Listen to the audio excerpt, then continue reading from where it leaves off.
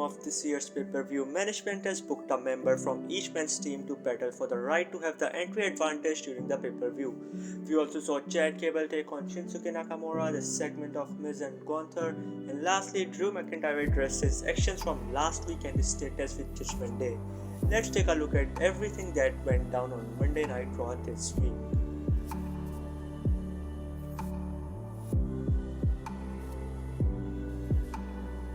After a quick video package, Raw opened with Drew McIntyre in the ring. The crowd was booing, but he said everyone was going to listen to him.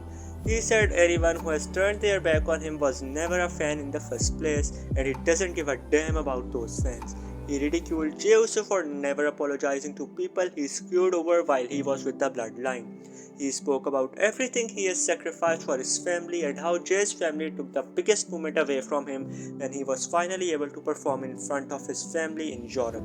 He said he isn't joining Judgment Day, but Rhea Ripley gave him the chance to get Jay inside a cage and he is going to take it. This brought Jey Uso out to respond, but Judgment Day show up behind McIntyre to provide backup.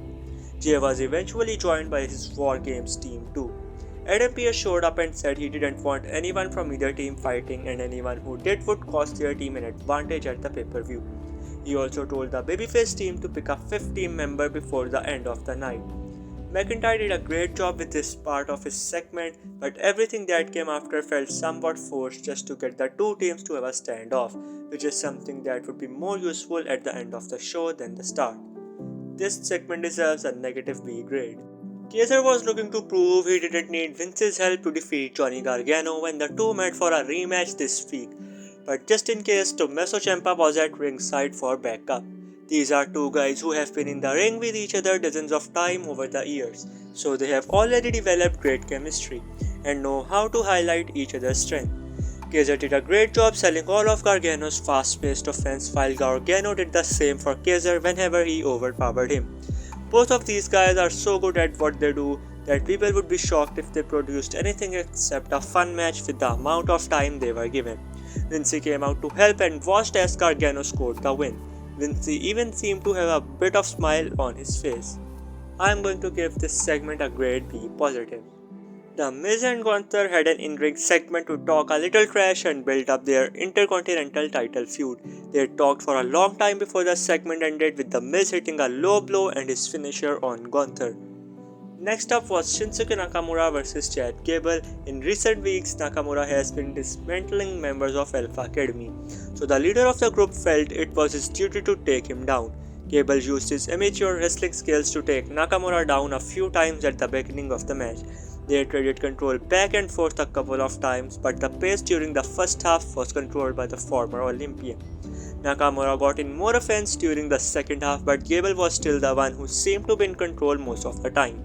Nakamura ended up getting the win, but it wasn't with Ginshaw. He had to use a pinning combination to beat Gable, so there may be one more encounter in their future. This was a fun match and the best of series of Nakamura vs Alpha Academy. Gable looking good against other opponents is no surprise, but he needs to start winning some of these bigger matches. This segment is going with B positive grade. The main event of this week's show determined which team would have the advantage heading into War Games this weekend, but Drew McIntyre was also looking to take out some of his frustrations on Jey Uso in process. They came face to face and Jey took the first shot to begin an exchange of right hands. Surprisingly, Uso gained the upper hand after an exchange of strikes, but McIntyre scored the first near fall after a big back elbow. They traded control several times throughout the match to keep us guessing and make the outcomes less predictable, even if it seemed like a foregone conclusion heading into this. This was definitely entertaining, but it didn't feel like a main event for some reason. It felt like this would have been better in middle of the show, but the problem is nothing else on the card would fit better in this spot. Scottish Warrior kept talking about how he wanted to take out Jey Uso for good, but he wrestled this match like he would any other. McIntyre got a surprisingly clean win with the first Future Shock DDT instead of his usual Claymore kick. The show ended with two War Games team fighting around the ring.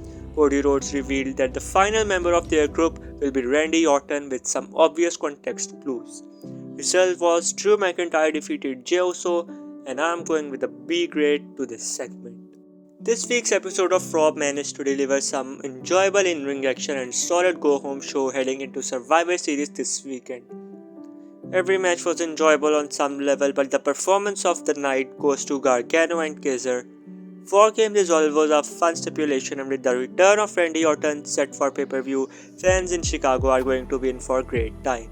As a whole, it feels like WWE programming has hit its stride recently. It's not perfect, but shows have been consistently more enjoyable from start to finish. Overall, Raw deserves a B positive grade. That's a wrap on the video. If you enjoyed the video, make sure to like and subscribe to the channel if you are new. I'll see you guys into the next video. Until then, take care and peace.